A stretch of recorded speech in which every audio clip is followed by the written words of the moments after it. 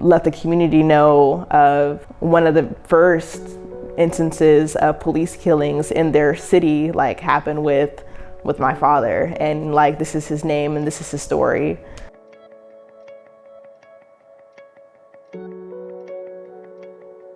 It's 2021, so we're approaching the 20th year anniversary, and through a mural of my dad that would be somewhere either in downtown Sacramento or the Meadowview area where he was killed. His name was Donald Venerable. That's his story. My name is Michelle Venerable. I'm 23. I graduated from Stanislaus State University. I was born and raised in Sacramento. I work at a mental health agency, a nonprofit mental health agency, as a youth advocate.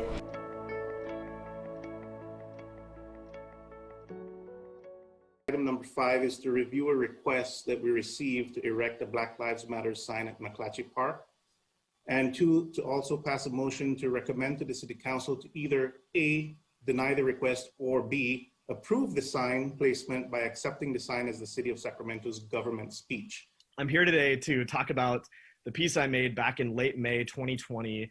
I call it Project Say Their Names. If you haven't seen it, it's a large wooden sign that says Black Lives Matter. Laid out end to end, it would be about 24 feet long, and it contains written on it the names of 347 Black people who were killed by police while they were unarmed. Originally, in the summer, we had the protests that occurred during the summer, and a Black Lives Matter sign, the same sign that we're proposing to put at McClatchy Park, was put over at Curtis Park, but it was vandalized, unfortunately. Zach, who was the person that created that sign, retrieved it and preserved it. Made this piece right after the George Floyd murder in an effort to use the hobbies that white privilege has afforded me to create something hopefully meaningful and important to the Black community.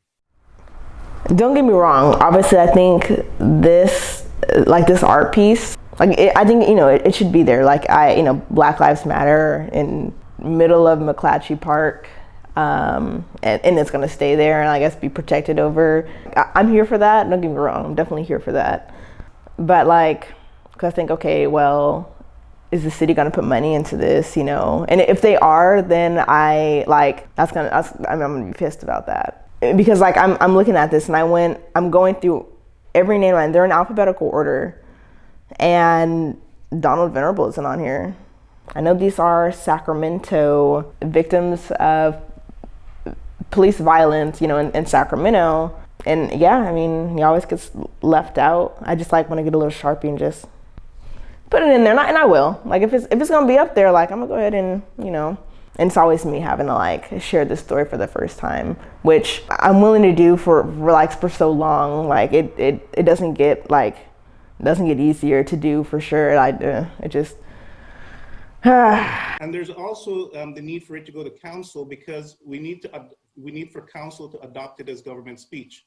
And the reason for that is so that we don't just create a free-for-all where anyone can come in and put anything, any statement, any sign within the park. So it has to go through a process and it has to go to council ultimately for them to be able to adopt it as government speech. I also wanted to go on record though, to say I'm disappointed that the artist, Zach Trowbridge, I believe is the name, didn't contact our local chapter of Black Lives Matter Sacramento. I think that as an artist, as a non-Black artist specifically too, it would have been a lot nicer and should have been done that the artist should have contacted the local chapter we have here at Black Lives Matter Sacramento and let them know about this installation and discuss it with them too. Not just OPNA. I've seen the OPNA attachment, and while that's great, I don't know if this artist contacted South Oak Park Community Association. I don't see an attachment there regarding that. So OPNA isn't the only thing that represents the Black community in Oak Park or in Sacramento. And so I just want to put that on record too, that I'm disappointed that the artist didn't reach out to Black Lives Matter Sacramento about a Black Lives Matter installation. But I do support it going in to the big park, McClatchy. It's really important because two callers brought up that, why is a white artist making this, right? And I think it's important for everyone to know that I wasn't commissioned to make this. The city didn't ask me to make this. I wasn't compensated for it or anything like that by the city. I just made this on my own, and then now I'm offering it to be placed on city property. So I would fully agree that a Black artist should be commissioned to make something like this before a white artist. I really wish that it would have been a Black person that was tapped on to do this or had the opportunity to do this. We have so many incredible Black artists in Sacramento, and it's not, I think part of the problem is the fact that you do have privilege, Zach, so that has brought you into this space in this moment with approval and letters of recommendation from Oak Park Neighborhood Association, and you have this opportunity to do that. But please conclude your thoughts. You have 2 minutes over. Please conclude your thoughts. Okay, I long for the day when Black folks are treated the same. It does feel like a slap in the face with this process, I guess kind of going through fairly quickly, and then started at the end of December, just reaching out to all, city council members, their assistants, the art committees, and about, I think 2 or 3 weeks ago, I was denied of the funds. Like, it was just, I feel like it was said in the most harsh way possible. There was really no I'm sorry that this had happened or anything like that. It was just like a project that I propose gets kind of denied or doesn't go anywhere. And because of that, that's just, it wasn't even really a thought to, I don't know, make strides on the project or discuss possible ways to support.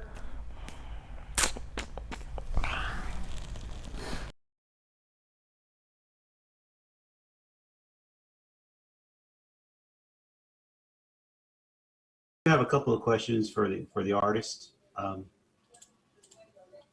Outside of this art project, what is your involvement in the actual Black Lives Movement? Ooh, great question. Yeah, so I would say I've always been somewhat an activist, but not as involved in this specific issue as I wish I could say that I have been. But what really spurred me to create this was, the murder of George Floyd. So that was the big beginning of it. And since then, it's been, being involved in all the protests and trying to support as much as I can there, donating to, nonprofits. I have another project underway that I'm hoping to make a fundraiser for a couple different Black run, nonprofits that are specifically to benefit the Black community. So yeah, I hope that answers your question. Who's racist? Also doing a lot of work with, in my actual 9-to-5 work, trying to, ensure that, we're abiding by, anti-racist policies and stuff like that too. I have a couple of follow-up questions. So why did you not contact the local leadership of the Black Lives Matter? So yeah, great. Your input in the time you've been permitted, a number of meetings, the time of all the commissioners here, had you contacted them, a representative of Black Lives Matter could have been heard and spoken without being cut off. So Sacramento never forgets, who my father was, and just his story, and really the violence that continues to take place here. And yeah, really just kind of honoring his name, that, in his life that he was taken from by the city, by law enforcement, by the system. And that is the least that they can do, just to, the least, right? I would think. I think the Black Lives Movement deserves a space more respectful of the movement. It would be nice to have a permanent art structure, somewhere where somebody can go and reflect or learn about the movement or learn about these issues inside a public park. I know other cities do it all over the place. Yeah, me and my family situation, my father's situation, where, 20 years ago, just horrific tragedy happened, and everything prior to social media really doesn't highlight those and bring attention to those victims of police violence, which it's so many. It's I feel like it's just kind of turned into those statistics that I think as a society we're desensitized to it, which is really that. I think that's really the sad part about it. So, but I know like any chance that I can, I will definitely like bring attention to like my father's name. And, you know, just to make folks aware, people in Sacramento aware of, this has been happening this has been going on for too long. Black Lives Matter has been involved in removing some of the statues of, you know, people that found to be oppressive or were oppressive. And that conversation continues on as to, you know, what are we going to replace those statues with? What are we going to replace the art with? And this is an opportunity to discuss that. And I hope when you, you know, advance this idea and speak with the city council, that these are items that you bring up. Love to reach out to specifically the Black Lives Matter Sacramento chapter, you know, any other local, you know, prominent groups in that community, in that, you know, in that conversation. I'd love, you know, all of your input on local groups, you know, that are involved in that. You know, the more brains we have thinking about the best way to do this, the better it's going to be, right? So in February of 2001, he called the police. There was a domestic violence dispute. The police arrived and he pulled out a cell phone. The police mistaken it for a gun, and they killed him. They shot him 6 times. I believe one of the officers quit after that. They're both young police officers. Just a lot of news articles with the police officers just getting away with it, or, you know, really like no convictions, or if it wasn't for the officer quitting, I don't know if there would be necessarily like if those officers would be fired.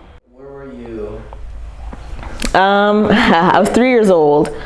I was in the house. Do I remember anything? Not at all. I don't remember. I don't have any memories that I could remember with him, but I've seen photos, so like that's wholesome and like to some extent. Recently I heard that his employment was to drive students with disabilities from I think like school to like another community place, but his job was to transport, and he absolutely loved it. He loved the connection he made with students, like younger students, especially students with disabilities. I heard he was like a jack of all trades, so he could really like kind of do anything. Just he'll figure it out, and I feel like that's that piece that I kind of got, because I feel like I'm a jack of all trades and like a master at none. But you know, like if there's something, I'll figure it out, you know, just like. So those are things I'm like, all right, like I take that from my dad.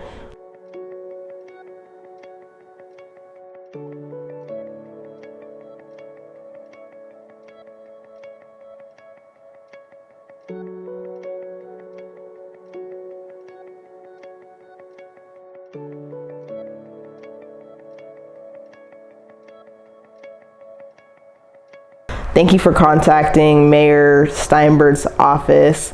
Regretfully, due to the limited monetary funds, the mayor's office is unable to financially support sponsors events. If there's any other way we can support, let us know. I mean, I want there to be like a lot more acknowledgement of something like that, just to kind of honor his legacy after so many years of just Sacramento not really like knowing who he was, and you know, just to put his story out there, because I think that is extremely significant to Sacramento and Sacramento's history, and that shouldn't be overshadowed, and that shouldn't be like hidden either, and it has been for a very long time.